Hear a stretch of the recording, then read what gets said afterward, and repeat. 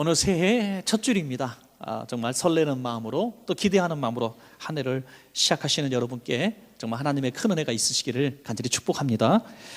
많은 사람들이 시작이 반이다, 또 시작이 중요하다, 이런 이야기들을 많이 합니다. 맞습니다. 시작이 너무너무 중요합니다. 그래서 우리가 한 해를 시작하는 그 결정적인 순간, 성구 영신 예배, 또 신년 집회, 우리 금요일 날 이렇게 드려진 이 예배도 우리가 정성껏 드렸고요.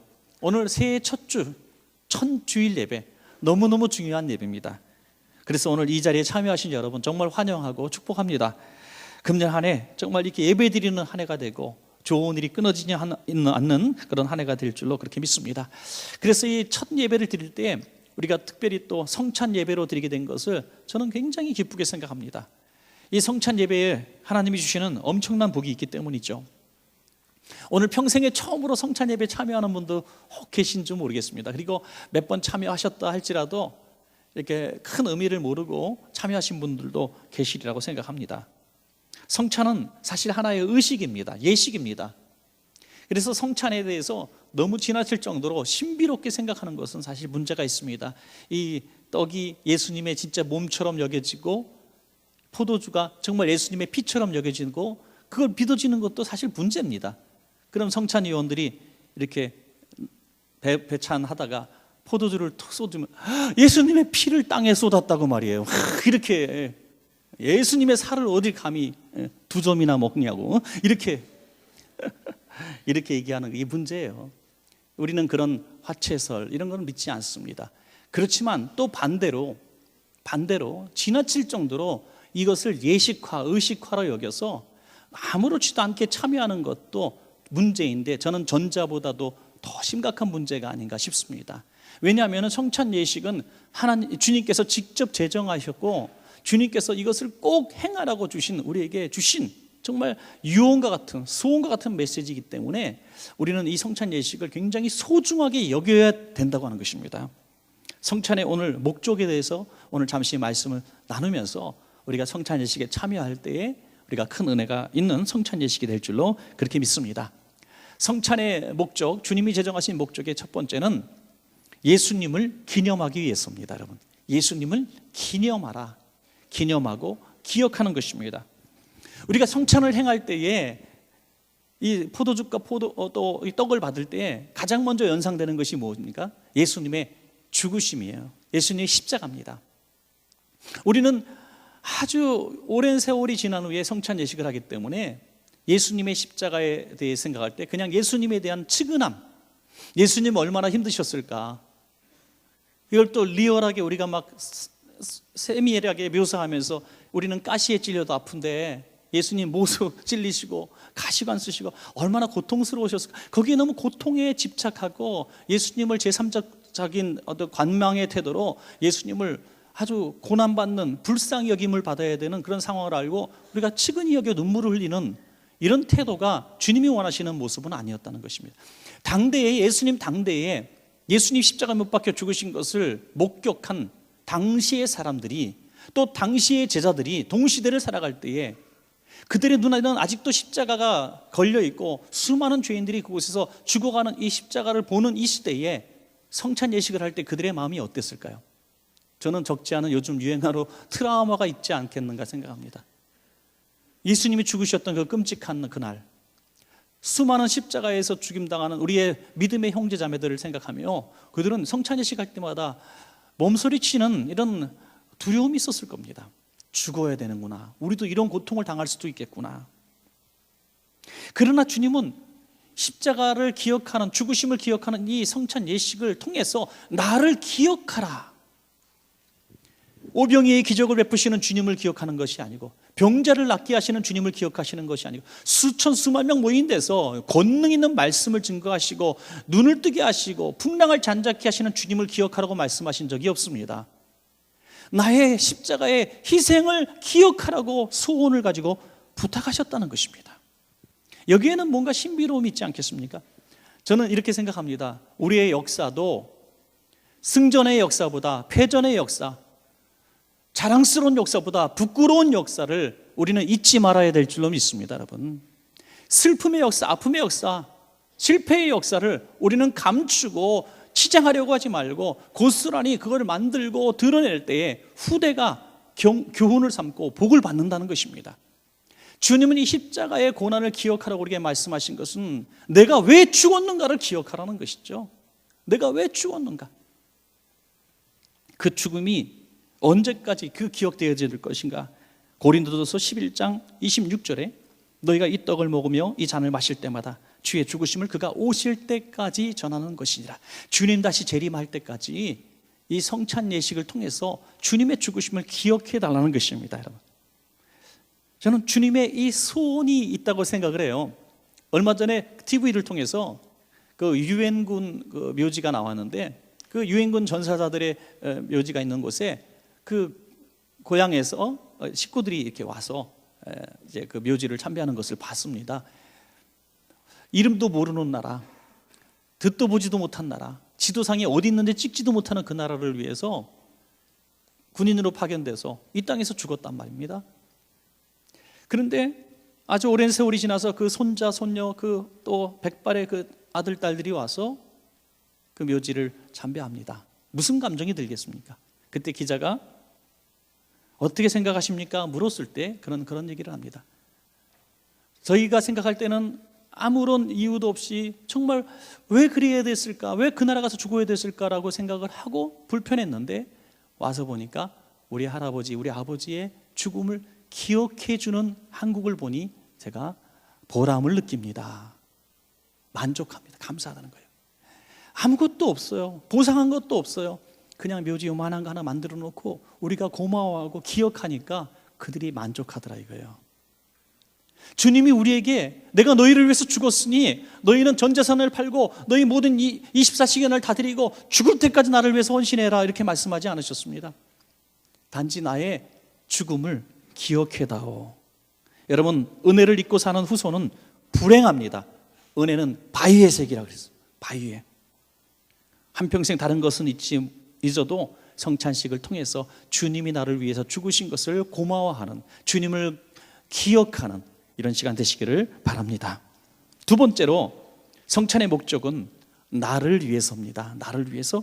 오늘 11장 24절에 축사하시고 떼어 이르시되 이것은 너희를 위하는 내 몸이니 이것을 행하여 나를 기념하라. 너희를 위하는 내 몸이다. 너희를 위해서 내가 죽은 것을 너희는 알라는 것입니다. 이것은 말뿐이 아니라 실제적인 우리에게 효험이 있다는 것입니다. 나를 위해서 죽으신 주님의 은혜를 믿고 고백하면 능력이 나타날 줄로 믿습니다. 너희를 위하여는 내 몸이라고 말씀하셨기 때문에 그 능력을 믿으면 내 것이 되는 것입니다. 어떤 은혜가 있을까요? 나에게 어떤 은혜가 있을까요? 여러분, 개인에게 어떤 은혜가 있을까요? 저는 가장 중요한 은혜 중에 은혜는, 성찬을 대할 때마다 내게 있는 은혜는 내 죄가 깨달아진다는 것이 저는 큰 은혜인 줄로 믿습니다. 여러분, 28절에 보니까 사람이 자기를 살피고 그 후에야 이 떡을 먹고 이 잔을 마실지니 그랬어요. 성찬을 대할 때마다 우리는 우리 자신을 돌아보는 기회를 얻게 됐고 회개의 시간을 얻게 됩니다. 우리 교회는 적어도 1년에 매달 한 번씩 하니까 12번의 성찬 예식을 하죠. 적어도 이 성찬 예식에 참여를 많이 하면 할수록 저는 큰 복이 있는데, 성찬 예식에 참여하면 참여할수록 복 받는 것은 회개할 기회를 우리가 많이 얻는다는 것입니다.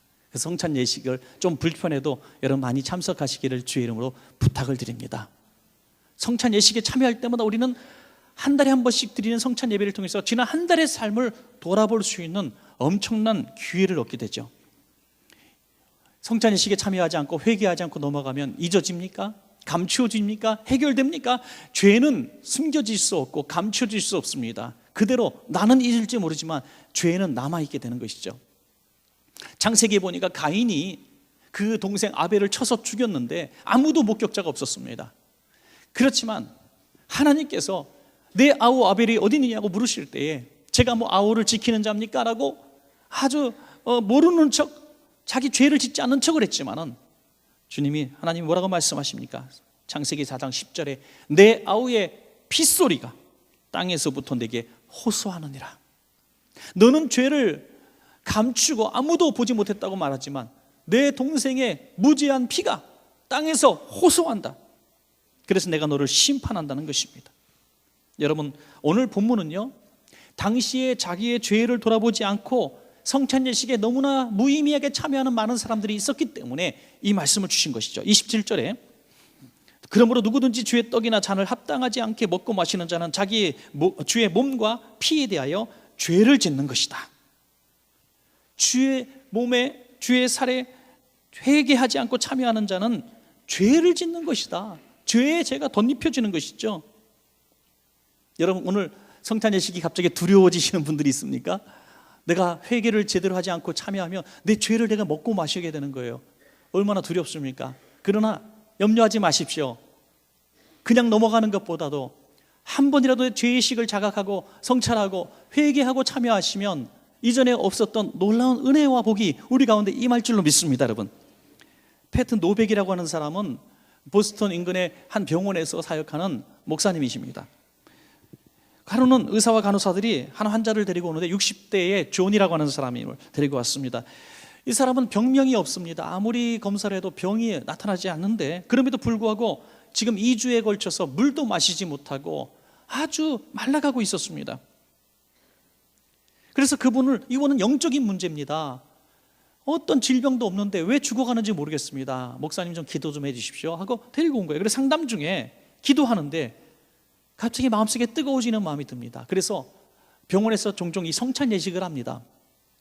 그 형제를 앞에 놓고 우리가 성찬 예식을 하기로 그러는데 형제님 하시겠습니까? 그랬어요. 임종전에 있는 사람들 놓고도 성찬 예식을 하기도 하죠.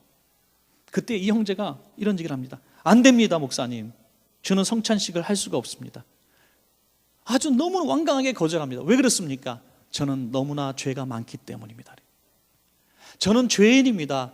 사는 게 다 죄투성인 사람이라 나는 죄값을 받는 거예요. 나는 이렇게 죽을 겁니다. 나는 거룩하신 성찬에 참여할 자격이 없는 사람입니다라고 얘기했습니다. 그때 목사님이 이렇게 얘기했습니다. 예수님은 의인을 위해서 죽으신 것이 아니라 우리 같은 죄인을 위해서 죽으셨습니다. 형제님이 당신을 죄인이라고 생각하신다면 형제님이야말로 성찬에 참여할 자격이 있습니다. 그리고 저는 회개한 이후에 이 성찬 예식에 참여한 이후에 놀랍게 그의 몸이 회복되고 곧 퇴원해서 건강한 삶을 살며 여기저기 다니며 간증하는 줄로 믿으시기 바랍니다. 여러분, 성찬식에 참여했던 그 떡과 포도즙이 약효가 있었던 것입니까? 신비한 약효가 있었습니까? 아닙니다. 여기 있는 빵과 떡과 그 포도즙이 신비로운 약물입니까? 이거 먹으면 여러분 질병이 떠나갑니까? 죄가 해결되집니까? 아닙니다. 동네 빵집이라 어디서 샀다고 말씀드릴 수 없지만 동네 빵집에서 사온 거. 포도주도 담그기도 하고 사오기도 합니다. 문제는 예수님의 보혈의 능력을 믿는 믿음이 그를 낫게 하는 것입니다. 우리의 믿음이 그를 낫게 한 거예요. 여러분, 성찬에 참여할 수 있는 자격자가 누군가? 나는 죄가 없습니다. 나는 비교적 거룩하게 살았습니다. 나는 비교적 착하게 살았습니다 하고 참여할 수 있는 사람은 아무도 없다는 거예요. 그런 사람은 성찬에 참여할 자격이 없는 사람입니다. 주의 몸을 더럽게 만들고 경멸하는 성찬에 참여하는 사람입니다. 나는 죄인입니다. 나는 참여할 수 없습니다. 나는 불쌍한 사람입니다. 거룩하신 하나님 앞에 성찬에 참여할 수 없다고 하는 자가 자격자인 것을 저는 믿습니다. 여러분, 이사야서 1장 18절에 여호와께서 말씀하시되 오라 우리가 서로 변론하자. 너희의 죄가 주홍 같을지라도 눈과 같이 희어질 것이요 진홍같이 붉을지라도 양털같이 희게 되리라 그랬어요. 얼마나 감사합니까? 이사야서 53장 5절에 그가 찔림은 우리의 허물 때문이요 그가 상함은 우리의 죄악 때문이라. 그가 징계를 받음으로 우리는 평화를 누리고 그가 채찍에 맞음으로 우리는 나음을 받았도다. 저는 이 성경구절 읽을 때마다 너무 신이 나고 너무 기뻐요. 여러분, 주님이 창에 찔리고 못에 찔린 것은 너무나 안타까운 일이지만 내 허물을 감추어주기 위해서 그 고통을 당하신 것을 우리가 인정하고 주님의 찔리심이 내 허물을 가리게 되고 내 죄악을 속하신 것을 내가 믿고 참여하겠습니다 하면 허물이 가리워진다는 것입니다. 주님이 징계를 받으신 것은 잠 못 이루고 불안하고 정말 평화가 없는 내 삶, 너무나 분노가 있고 증오가 있고 미움이 있고 원망이 있고 견딜 수 없는 이 폭발 직전에 있는 내 삶을 평화를 주시기 위해서 주님이 죄 없이 징계를 받으시고 억울하게 고난을 당하신 것을 내가 믿을 때에 내 삶에 평화가 임할 줄로 믿습니다. 여러분, 잠 못 이루는 분이 있습니까? 불면증에, 공황장애, 뭐 우울증 이런 것 때문에 고통받는 분이 있습니까? 이사야서 53장을 읽으십시오. 주님의 고난당하심, 징계받으심이 내게 평화를 주기 위함이신 줄 내가 믿습니다 하십시오. 주님이 채찍에 맞으신 것은 내 육신의 질병을 치료하기 위해서 고난을 당하셨다는 것을 내가 인정하고, 주님의 채찍에 맞으셨으므로 내 옥신거리는 고통, 내 암덩어리, 내 질병이 떠나갈 줄로 믿습니다 하자는 거예요. 그러면 그 믿음 때문에 우리의 병이 떠나갈 줄로 믿습니다. 이것이 주님이 나를 위해서 고난당하시고 그것을 기억하게 하시는 성찬의 놀라운 은혜인 줄로 믿습니다. 여러분, 마지막 세 번째는, 성찬의 목적은 우리를 위함인 줄로 믿습니다. 우리, 첫째는 주님을 기억하는 것이고, 두 번째는 나 개인을 위한 것이고, 마지막 세 번째는 우리 공동체를 위해서 주님이 성찬 예식을 제정하셨다는 것입니다. 주님이 성찬식을 거행할 때에 주님을 팔 것을 아시는 이 가룟 유다까지도 초청하셨습니다. 나를 팔 원수, 쳐다만 봐도 역겹고 화가 나고 배신감을 느끼는 그 인물을 떡을 나눠주고 잔을 나눠주고 발을 씻겨 주셨다는 것입니다. 그리고 말씀하십니다.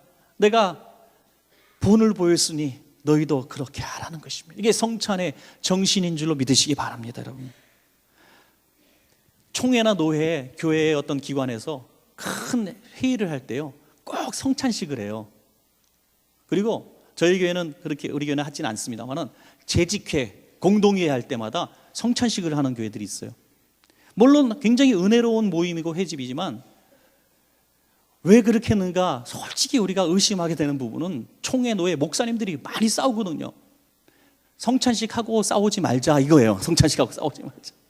우리는 형제요 자매요 예수님의 죽으심을 기억. 그런데요, 소용없더라고요. 성찬식 금방 하고 사태 지나면 의장하고 싸우더라고요. 소용이 없더라고요. 주님의 피와 살에 동참하는 것은 하나가 되라고 하는 것인데 우리는 자꾸 찢는다는 거예요. 여러분, 고린도 교회에는 심각한 문제가 있었기 때문에 오늘 본문이 나온 겁니다. 무슨 문제가 있었습니까? 크게 두 가지로 보는데 같은 얘기입니다. 하나는 분쟁이요, 하나는 차별이었습니다. 오늘 18절 말씀 보면 너희 중에 분쟁이 있다 함을 듣고, 그래. 분쟁이 뭡니까? 파벌로 나눠졌다는 거예요. 나는 아볼로파, 게바파, 베드로파, 나는 예수파다 하면서 파벌이 만들어지고 생각이 비슷하고 또 어떤 사회적 지위가 비슷한 사람끼리 모여가지고 자기들의 어떤 공동체를 만들었다는 거예요. 저는 가장 이상적인 교회는 뭐냐면 나이 많으신 분만 많고, 아니면 젊은 사람만 많고, 아니면 재력 있는 사람 많고, 아니면 가난한 사람 많고, 이런 게 아니라 모든 사람, 모든 계층의 사람, 모든 나이의 사람이 한 가족이 되는 교회가 가장 이상적인 교회라고 믿습니다, 여러분. 그래서 강한 자가 약한 자를 돌봐주고, 있는 자가 없는 자를 돌봐주고, 젊은 사람이 어르신과 노약자를 공경해주고 돌봐주고, 함께 하는 것이, 함께 되는 것이 성찬의 정신인 줄로 믿습니다. 주의 십자가는 나누는 것이 아니라 하나 되게 하신다고 했어요. 저는 구역 예배 드릴 때 얼마나 아름다운지 몰라요? 비슷하지 않아요. 살아온 환경이 달라요. 밖에서 보면 신분이 너무 달라요. 그렇지만 그 안에서 형제요 자매가 되는 모습을 볼 때 교회가 아니면 이런 일들이 어디서 이루어질 수 있을까 감격하게 되는 것입니다. 에베소 2장 14절에 보니까 그는 우리의 화평이신지라 둘로 하나를 만드사 원수된 것고 중간에 막힌 담을 자기 육체로 허시고, 주님의 피와 살이 계층을 차별을 하셨다는 것입니다. 여러분, 사람이 모인 곳에 대화가 통하고 그래도 생각이 비슷한 사람끼리 모이는 것은 어찌 보면 당연할 수도 있습니다. 그러나 우리가 성찬식을 거행할 때 이 차별을, 이 계층을 우리가 극복하기 위해서 애쓰고 몸부림쳐야 될 줄로 믿습니다. 그 비결은 높은 자가 낮은 자를 섬기는 것입니다. 가진 자가 없는 자를 섬기는 것입니다. 건강한 자가 약한 자를 섬기는 것입니다. 많이 배운 사람이 못 배운 사람을 섬기는 것입니다. 이것이 주님이 주와 선생에 대해 보여주신 모범인 줄로 그렇게 믿습니다. 여러분, 이들은 성찬의 이 거룩한 의식을 행하면서 굉장한 차별을 느꼈습니다. 그것은 가진 자와 없는 자의 차별이었습니다. 당시에는 성찬식이라고 해서 따로 한 것보다는 애찬을 겸해서 한 것으로 우리는 상식적으로 알 수 있습니다. 그들은 모였을 때 먼 거리에서 왔습니다. 그리고 많은 시간을 같이 지냈습니다. 그러면 모일 때마다 그들은 식사를 했을 겁니다. 식대이니까 식사를 했을 거예요. 그 식사를 하면서 주님의 말씀대로 너희는 모일 때마다 나를 기념하라, 먹고 마실 때만 나를 기념을 하는 것을 인정하고 그들은 성찬식과 이런 의식을 그냥 애찬을 통해서 같이 겸했을 것입니다. 그런데 문제는 처음에는 너무나 행복했는데 이것이 점점점 문제가 되기 시작했습니다. 처음에는 많이 가진 사람들이 좀 넉넉하게 음식을 가져왔습니다. 그래서 오늘도 모여지는 예배 시간에 많은 가지고 오지 못한 성도들에게 나눠줬습니다. 그래서 교회는 늘 풍성한 것이 있었습니다. 아나니와 삽비라 얘기를 통해서 알겠지만 좀 있는 사람들은 밭도 팔고 집도 팔아서 이 먹거리를 항상 끊임없이 제공해야 했습니다. 그러다 보니까 나중에 화가 난 거예요. 나는 언제까지 퍼서줘야 되느냐? 나는 언제까지 계속 베풀어야 되느냐? 나 먹을 건 요만큼만 먹으면 되는데 나는 왜 이렇게 많은 것들을 계속 베풀어야 되는가? 저 친구는 정말 뻔뻔해. 계속해서 오면서 한 번도 가져오지 않아. 미움이 생기기 시작합니다. 그래서 어떤 식으로 이 문제를 해결했느냐? 있는 사람끼리 따로 먹자 이거예요. 있는 사람끼리 음식을 가져온 사람끼리 따로 먹자. 그리고 또 어떤 상황이 벌어집니까? 먼저 온 사람이 뒷사람 생각하지 않고 있는 음식을 다 먹기 시작하는 겁니다. 어느 정도로 배불러서 정말 먹지 못할 정도로 너무 과식을 할 정도로 먹었다는 겁니다. 그 말씀이 오늘 11장 21절과 22절의 말씀입니다. 이는 먹을 때에 각각 자기의 만찬을 먼저 갖다 먹음으로 어떤 사람은 시장하고 어떤 사람은 취함이라. 너희가 먹고 마실 집이 없느냐? 너희가 하나님의 교회를 업신여기고 빈궁한 자들을 부끄럽게 하느냐? 내가 너희에게 무슨 말을 하랴? 너희를 칭찬하랴? 이것으로 칭찬하지 않노라. 주님의 약속 명령대로 우리는 성찬 예식을 행했어요. 잘했죠? 칭찬하지 않겠다는 겁니다. 주님, 우리가 이 어려운 시대에 목숨 걸고 예배에 모였어요. 잘했죠? 칭찬하지 않겠다는 것입니다. 성찬식을 하고 목숨 걸고 예배를 드려도 너의 형제를 부끄럽게 만들고 배고프게 만들고 가진 자들끼리 이렇게 즐기니 취하니 내가 너희를 칭찬하지 않겠다. 너희는 하나님의 교회를 업신여겼다라고 말씀하고 있습니다. 그러면서 33절에 말씀하죠. 그런즉 내 형제들아 먹으러 모일 때에 서로 기다리라. 끝자락에 있는 사람을 생각해 줘라 이거예요. 지금 우리 성도님 가운데 저는 이런 구제의 손길들이 여러 명 있는 것을 참 익명으로 밝히고 싶어요. 몇몇 분들은 어려운 환경 가운데서도 매달 저에게 약속한 구제연금을 꼬박꼬박 보내는 분들이 있어요. 상상할 수 없을 만큼, 그전의 삶에 상상할 수 없을 만큼. 그래서 제가 개인적으로 그분들을 이렇게 또 구제하기도 합니다. 또 장학금을 매달 입금하는 분들이 있어요. 내가 너무나 가난해서 못 배워서 배우는 게 한이 된 분들이에요. 그분들이 매달 저에게 10만 원 또는 100만 원 장학금으로 보내줍니다. 그걸 재정에서 관리하고 있어요. 최근에도 그래서 몇백만 원 어떤 학생을 도와줬어요. 이거는 교회 재정과 상관없이 끊임없이 그런 분들이 수명이 계십니다. 여러분, 이것은 뭡니까? 남이 알아주든 알아주지 않든 끝자락에 있는 성도를 생각하는 너그러운 마음이 아니고 무엇이겠습니까? 저는 이것이 예배보다 소중하고 성찬 예식보다 소중하다고 믿습니다. 여러분, 이 포도주 나누고 떡 나누고 이게 무슨 의미가 있습니까? 어떤 분은 왜 안주부터 주냐고 술을 먼저 줘. 이런 분도 있어요. 우스갯소리지만. 어떤 분은 너무 조그맣게 잘라서 시시하다고 좀 큰지하게 잘라주면 안 되냐고. 이건 의식이에요. 그냥 의식. 어떤 애는 그거 달라고 막 우니까 안 돼. 애기는 먹으면 안 돼. 아니, 한 줌 확 집어서 줘도 돼. 이거는요, 의식 속에서 경건이 있는 게 아니라 우리 삶의 경건을 가르치기 위한 하나의 장이라는 거예요. 예식인 거예요. 여러분, 아름다운 결혼 예식이 중요합니까? 멋지게 부부가 사는 게 중요합니까? 사는 게 더 중요한 거죠. 결혼 예식 할 돈이 없어서 냉수 한 그릇 갖다 놓고 예식을 해도, 하객 하나 없이 예식을 해도 50년 100년 아름답게 살면 최고로 행복한 부부죠. 성찬 예식이 중요한 게 아니라 이 예식을 통해서 우리의 삶을 회개하고 베푸는 삶을 살라는 겁니다. 믿습니까, 여러분? 로마서 12장 5절에 이와 같이 우리 많은 사람이 그리스도 안에서 한 몸이 되어 서로 지체가 되었느니라. 우리는 한 떡과 한 잔을 통해서 그리스도의 사랑으로 우리 원천교회 성도님들은 한 가족이 될 수 있습니다.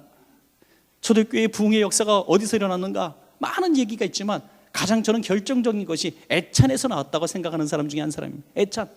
당시에는 먹고 사는 문제가 너무너무 힘든 때예요. 먹거리만 해결되면 해결되는 시대였어요. 근데 교회 가니까 먹을 거리가 있다는 거예요. 성도들이 먹는 거 갖고 와서 애찬을 나누는 거예요. 성찬을 하면서 애찬을 하는 거예요. 그러니까 없는 사람들이 식대가 되니까 오는 거예요. 마치 아프리카 아이들이 구호품이 오니까 쫙 나오는 것처럼 교회에 와서 밥 한 끼 해결하는 거예요. 우리 초대교회 시절에 많이 그랬잖아요. 우리 원천교회도 정말 개척 초기에 이 산동네 너무나 어려운 사람들, 학교에서 집으로 가는 길에 집 가지 않고 교회로 와요. 그리고 2시간, 3시간 그냥 앉아있어. 그럼 누군가 먹을 걸 줘요. 국수도 삶아주고 냉면도 끓여주고 밥도 해주고, 그러다가 2그릇, 3그릇 계속 먹다가 권사님한테 돼지게 맞기도 하죠. 한 그릇만 먹어야 돼지야 그러면서. 그런 분들이 지금 장로님이고 권사님이고 목사들이 지금 수없이 나와 있습니다. 할렐루야. 교회는 먹을 것이 있어야 돼요. 주님 오실 날까지 칼국수값 절대로 받지 않을 줄로 믿습니다, 여러분. 먹거리 행복이 있는 거예요. 주님 오실 날까지 우리는 식탁의 공동체를 누려야 됩니다. 다툼이 있고 분쟁이 있고 원망이 있고 불평이 있는 교회는, 시끄러운 교회는 베풀지 않는 교회입니다. 나누지 않는 교회입니다.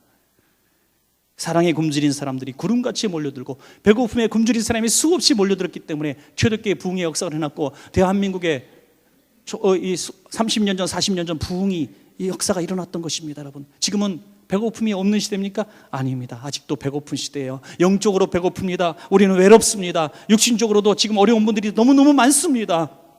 우리 원천교회가 영육 간에 사랑이 넘치는 교회가 될 줄로 믿습니다. 이런 말씀을 맺겠습니다. 오늘 성찬의 목적을 말씀을 드렸습니다. 얼마나 귀한 목적입니까? 이 목적대로 성찬에 참여하시면 큰 은혜가 임하는 예식이 될 줄로 믿습니다.